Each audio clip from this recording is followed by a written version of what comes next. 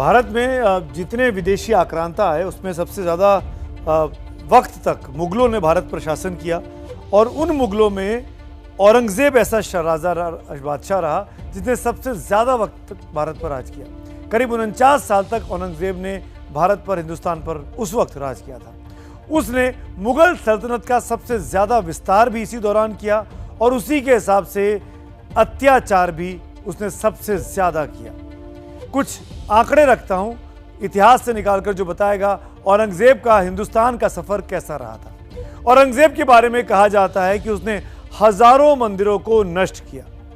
इनमें वाराणसी में काशी विश्वनाथ मंदिर सबसे अहम है।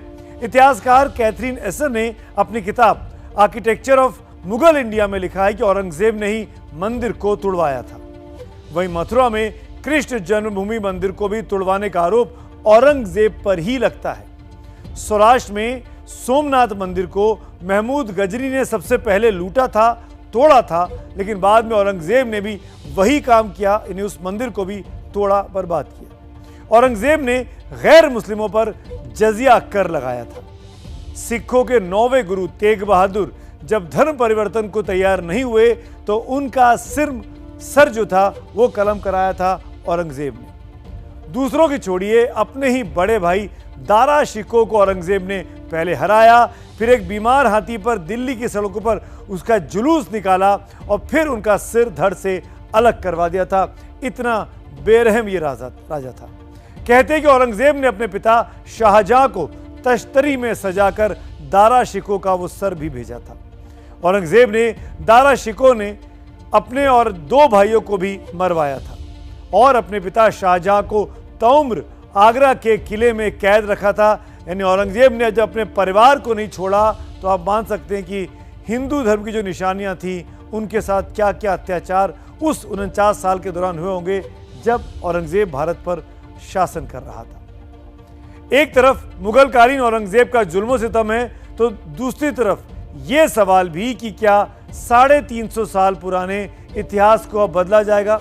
इस सवाल का जवाब पाने के लिए 1991 में वर्शिप एक्ट पारित हुआ संसद से, जिसके तहत अयोध्या के उस वक्त के विवाद को छोड़कर बाकी धार्मिक स्थलों पर 1947 यानी जिस वक्त आज़ादी मिली वही स्थिति बहाल रखने की बात की गई थी। ये एक्ट इस बात का प्रोविजन करता है।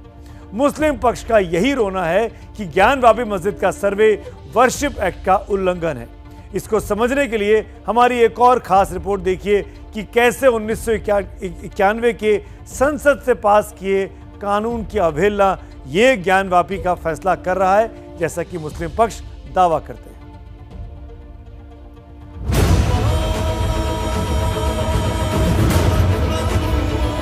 1991 एक्ट साफ तौर पर कहता है, आप उसका वायलेशन करेंगे क्या?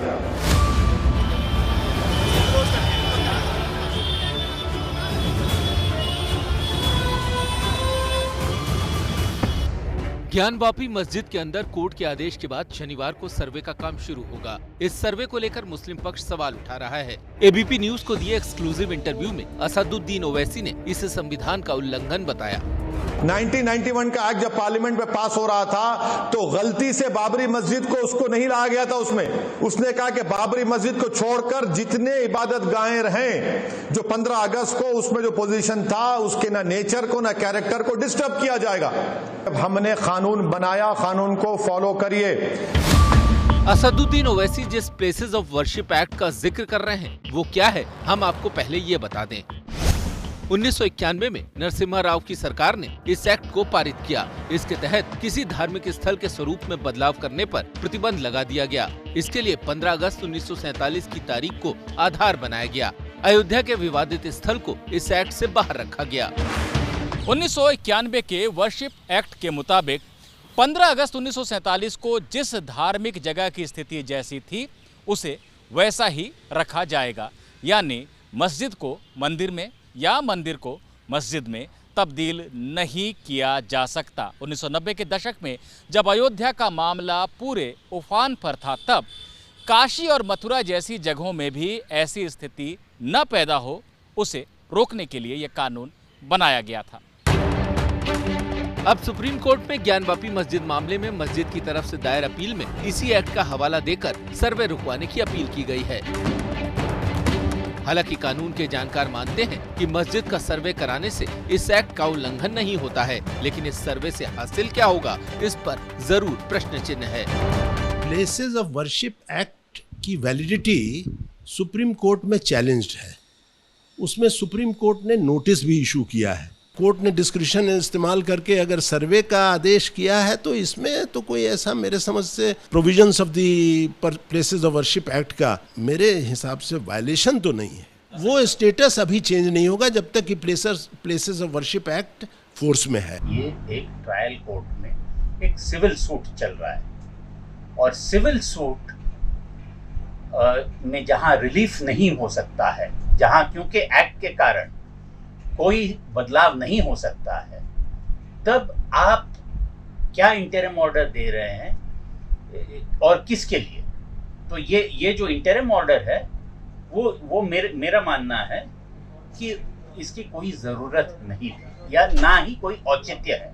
जब आप फाइनल रिलीफ नहीं दे सकते हो तो कोई ऐसे इंटरिम रिलीफ जिस पे कोई सर्वे हो या कोई और एविडेंस गैदरिंग हो, वो क्यों कर रहे हैं? ये इस सिविल सूट को पहले से ही डिसमिस कर देना चाहिए था, क्योंकि कोई रिलीफ नहीं दिया जा सकता है।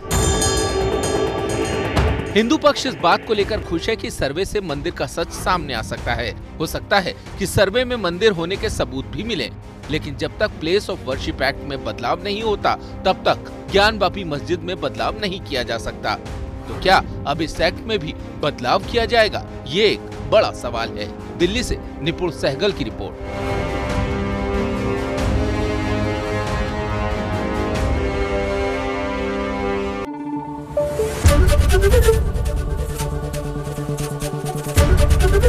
एबीपी न्यूज आपको रखे आगे।